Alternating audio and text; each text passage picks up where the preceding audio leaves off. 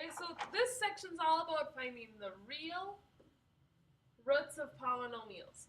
And when we say that word roots, we're talking about places the graph crosses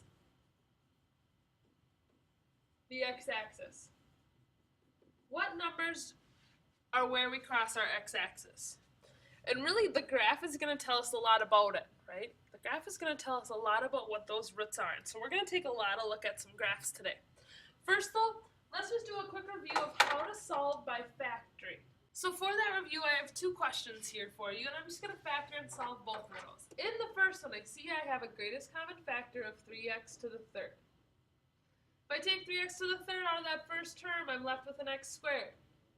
If I take 3x to the third out of the second term, I'm left with a 6x.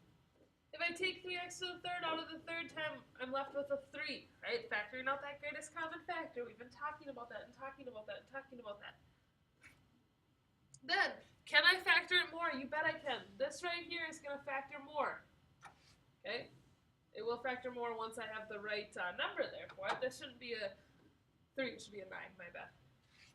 Okay? So let's factor it further.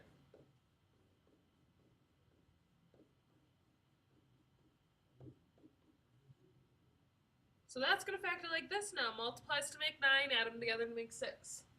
That means my answers are either 3x to the third equals 0, or x plus 3 equals 0. Now, that tells me that either x equals 0 or x equals negative 3. However, if we really take a closer look at this, there's actually 3 x equals 0 here, because it's x to the third. And right here, there's actually 2 x to the negative 3 here. 1, 2. 2x equals negative 3's. So what we say is that we have x equals 0 with a multiplicity of 3. Or an x equals negative 3 with a multiplicity of 2. Okay. Now let's look at that other one. Over here, the first thing I'm definitely going to do is I'm going to move that negative 50 to the other side. Dang it. Why? So I'm going to start by moving that 50 to the other side by adding 50 to both sides. Then, first group, I can take an x squared out of that first group, and I'm left with an x minus 2. Second group, I can take a minus 25 out of that second group, and I'm left with an x minus 2. Pull that x minus 2 to the front. X minus 2, x squared minus 25. Does it factor further? Guess what? Yay, it does. X minus 2, x plus 5, x minus 5. X minus 2 equals 0, x plus 5 equals 0, or x minus 5 equals 0. X equals 2, x equals negative 5, or x equals 5. Now notice, each one of these, none of these have a multiplicity. Okay, we could say multiplicity 1, but that doesn't make any sense. Why would we say that? Okay, each one only occurs one time. We can see that by taking a closer look at their graphs. So I want to show you the graphs of these. If we take a closer look at that first graph here, we see this. This is the graph of the first equation we looked at. And it makes sense. I have a solution at x equals 0, and I have a solution at x equals negative 3. I don't see any other solutions. That's a good sign. I only want the ones I solved for. Okay? Now, that x equals negative 3, the graph does something very specific there. It turns and goes the other way. So it comes up, up, up, up, up, hits, and then comes back down, down, down, down, down. Over here, the graph has like a funky little bend to it. So right here, we have a turn and back down. Here, we have a funky bend. Now, I'll remind you, this had a multiplicity of 2, this had a multiplicity of 3. If we looked at the other one, all of these had multiplicity 1. We had a solution at negative 5, a solution at 2, and a solution at positive 5. Our solutions are wherever we cross the graph. Each of these had a multiplicity of 1. With that multiplicity of 1, the graph just goes straight through.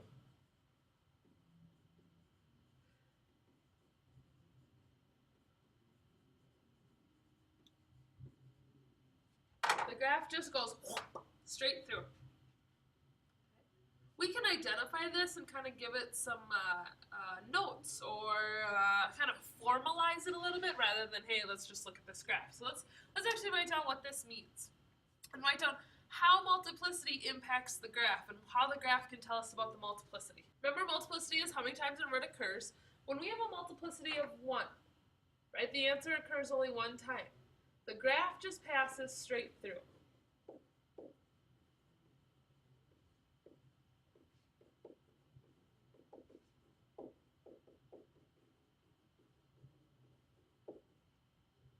Okay? So in this case, the graph might look something like, I don't know, let's do a basic little parabola, like that. Graph just goes straight through, nothing cool happens. Multiplicity of 1 right here, multiplicity of 1 right there. Okay? Multiplicity of 2 or any other even number.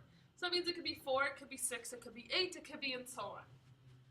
We have a multiplicity of 2, right? The graph touches, but doesn't go all the way through.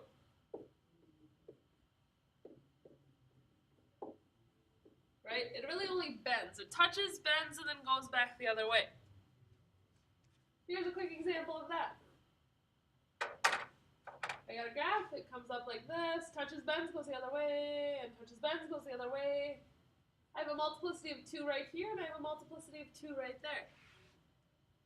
Huh. Then, for a graph of 3 or other odd numbers, okay, not counting 1, we've already talked about 1, but talking about 5, 7, 9, 11, and so on, and so on, and so on. Yeah. That's like a terrible rap. Anyway, then the graph makes a funky bend, right?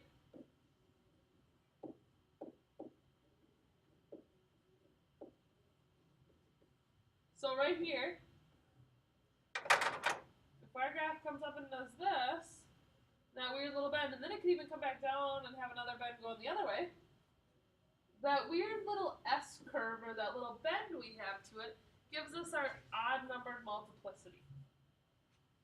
That's how we get an odd number multiplicity, is when we have a funky curve like that. Now, what would be fantastic is if the multiplicity could always be determined from the graph, but the problem is it cannot. Multiplicity cannot be determined by a graph.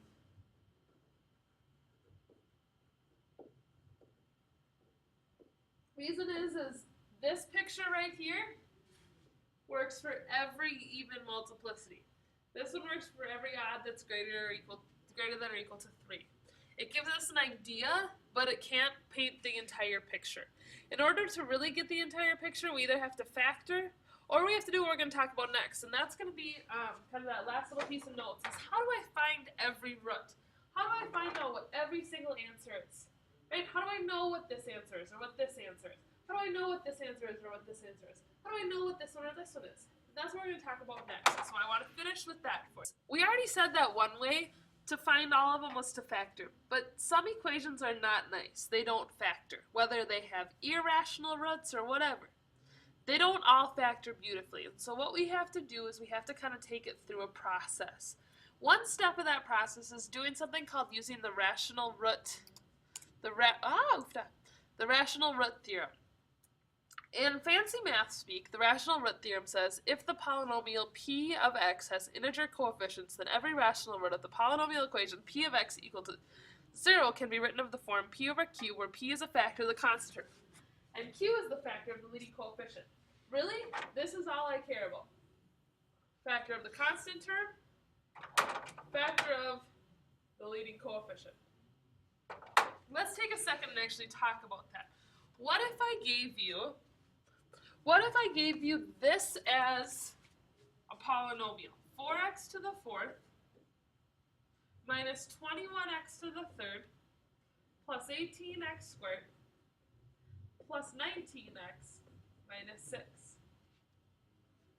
And I said I want to come up with all of the rational roots. I want to know every root that can be written by a fraction. Just brainstorm the possibilities. All I'm asking for is the possibilities. Here's how we do it. We start in the numerator. This is going to be a long list. I'm going to make a big fraction. The numerator comes from the constant term.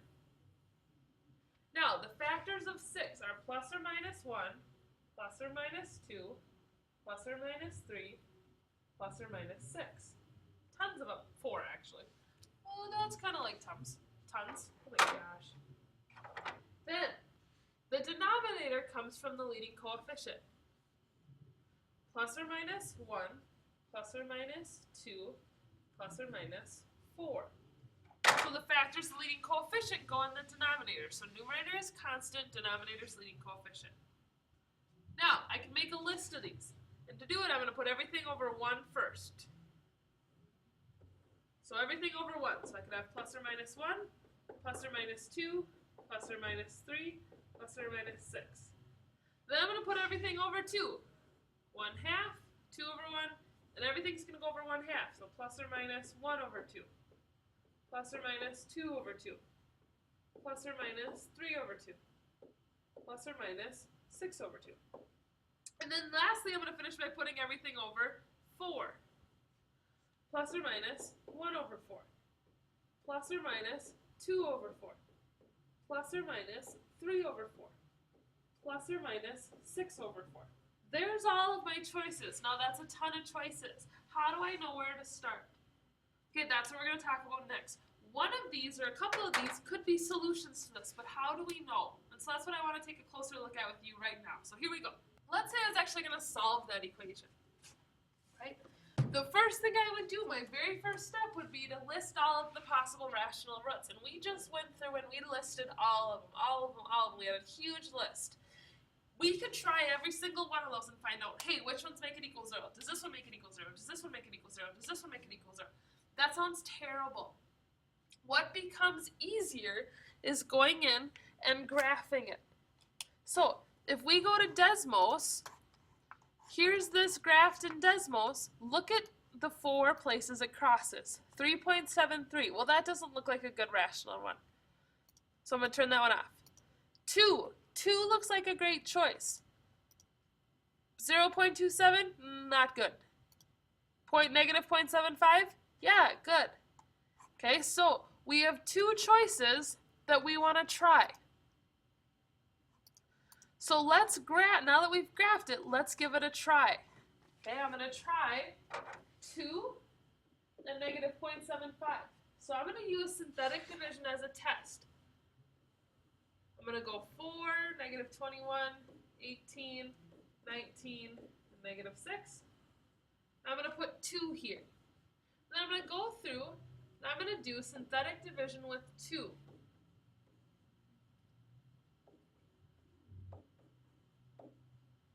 And when I hit a 0 here, that tells me that, great, 2 was one of my choices. 2 was an option for me. So I'm testing any roots, and the remainder should be 0. Now the other choice I have, I'm going to try negative 0.75. And I'm going to try it with my new remaining coefficients.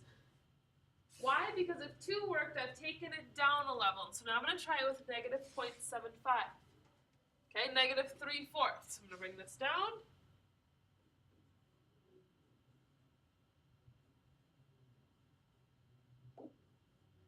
And I get a 0 again. So that tells me that, great, negative 0.75 was another good option. Now I'm here. Now remember, this was x to the 4th, which means this was x to the 3rd, which means this now is x squared. Now I'm here, 4x squared minus 16x plus 4. And I need to finish solving that. To finish solving that, I have any method I want. With those ugly numbers, I'm probably going to use the quadratic formula.